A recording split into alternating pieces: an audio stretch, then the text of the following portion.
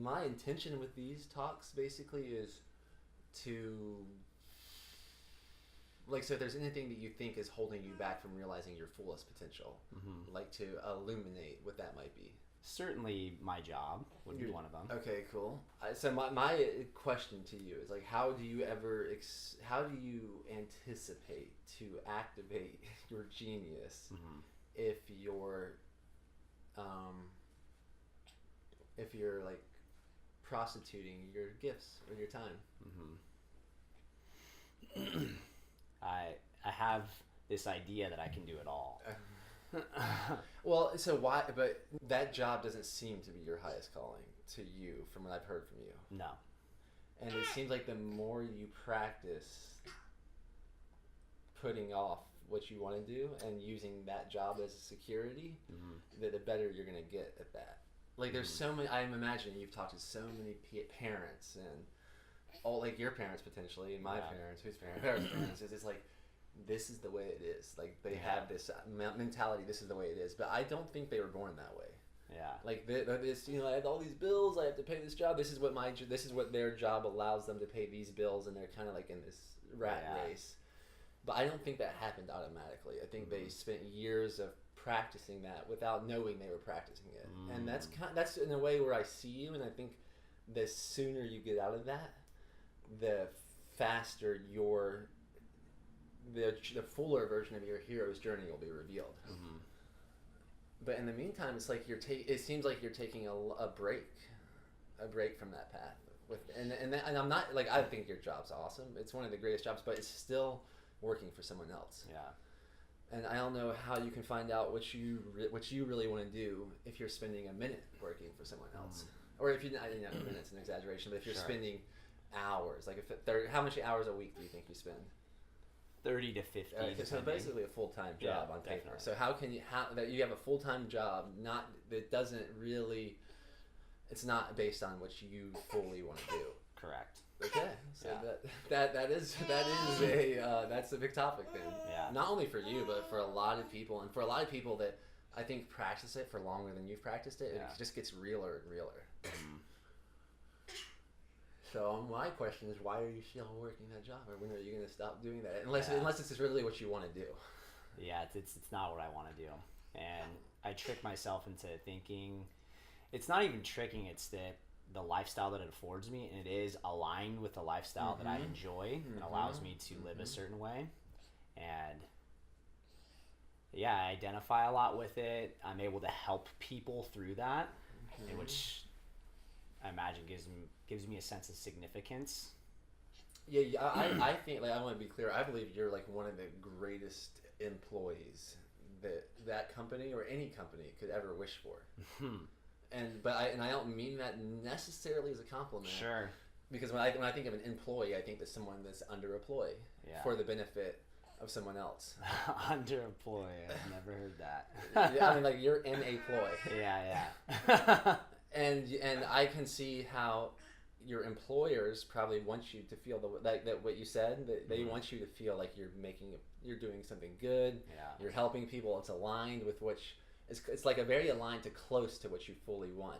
Yeah. But I think the real leaders, the people that are really making the biggest impact, for instance, the people that maybe they started the company that you're working with, or the person that's the face of that brand, or like our friend JP Sears, or even Elliot Holtz, like these guys that I think you're very inspired by, myself. Like, I think we all came to terms with quitting being an employee. Yeah. And for JP, it's a great, JP being one of our really good mutual friends, I've known him right around the time that he stopped being an employee. And really, it's just like, I don't think it was easy or very secure for him or very comforting in the beginning, but it's just like, oh, yeah, this is the treasure that's unlocked for him stopping, like, fulfilling someone else's dream.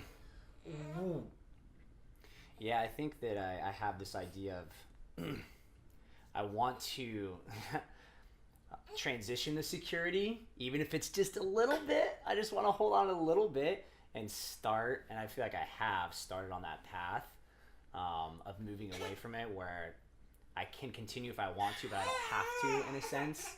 And I'm realizing more and more that that's an illusion, that I'll never And really... how much time do you want to realize that? That's the thing. That's where I think life has a really mysterious way of unfolding. If someone isn't proactive about what they want, I wonder if life gives it to them in a more contrasting way. Yeah.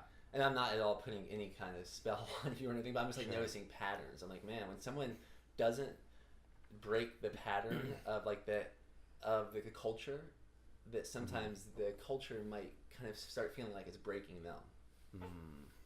And I understand like security is very important, and I think security for her is the most important thing right now. Like us providing security for her, but for her to figure out who she really is, one day she's probably gonna let go of that security. Yeah. And if she doesn't, then I'm not sure if she'll ever feel what life is like without being dependent upon security from other people. Yeah.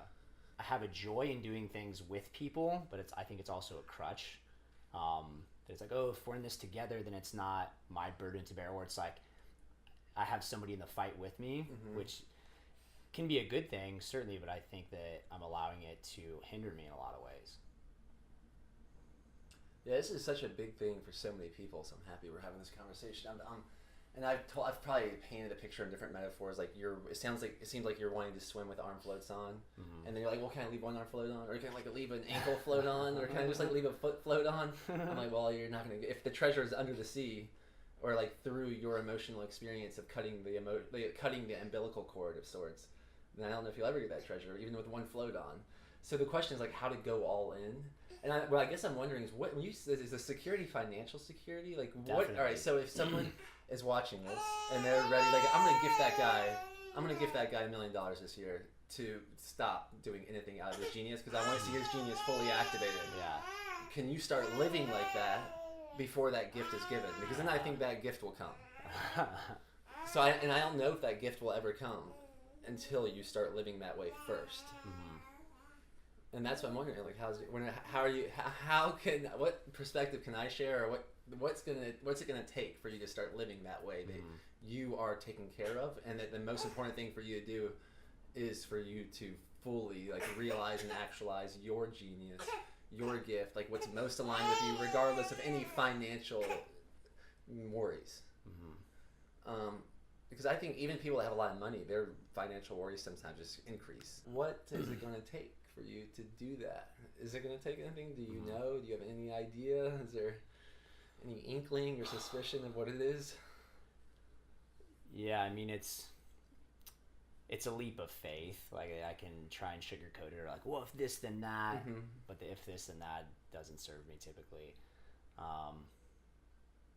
Yeah, and I think that I just have this story that if I'm not the one that holds on to this kind of for all of us, then we're all going to be and not only me, but kind of everybody in our home. We'll all be in a place where they can finally swim free. You know, yeah, I see what you did there.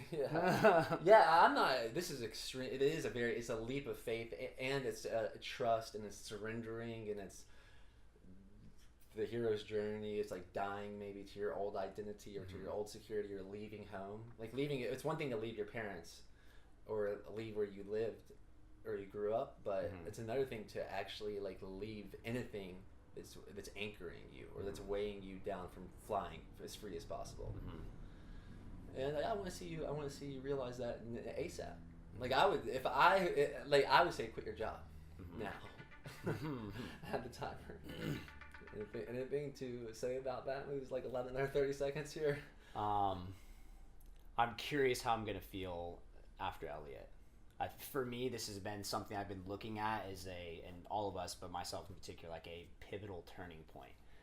And maybe it won't be. Maybe that's just like a glamorization I've had of this. I think it's like keeping on the umbilical cord. It is like even totally. Saying, "Oh, after this week, then I'll be ready." After this week, why not just quit before you go? Yeah, and then you can be really free during that experience, in a new way, a new metaphorical way, a new energetic way. That like, wow, I'm going into this event with no backup.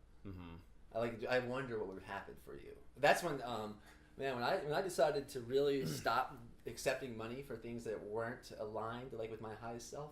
That's when miraculous things started happening that have made no sense. They're not even practical. They're not even logical. I can't even advise them. But like the point where I'm like, I don't know what we're doing. I don't know, like rent's due tomorrow, and I'm not really taking money for these. Like I could charge people for these. I don't feel like charging people for these. And that's when someone showed up and was like, hey, I'm gonna gift you this to stay in your genius. Like I didn't ask that person to. They just showed up, like basically magically. So I want to see your version of that. And I'm not sure if I will ever see that version if you keep putting off surrendering. And there we go. There. Thank you. Yeah. I know maybe this will be the one. Maybe something will happen. Maybe it'll never happen. Maybe you're just feeling that tension is your hero's journey for whatever reason. But I doubt it. I doubt it too. Yeah. Thanks for your time, man. Yeah, thank you. Thank you for wanting to do this. And these 11 minutes. That was really 11. Did that feel like 11 minutes to you? It was quick. It felt quick. I mean, when that timer reels, is really say that. Yes, it's 14 minutes. Run, guan, guan, guan. Run, guan, guan, guan.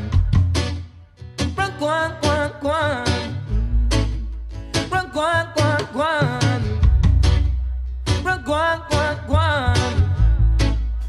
Run, guan, guan, guan. Run, guan, guan, guan.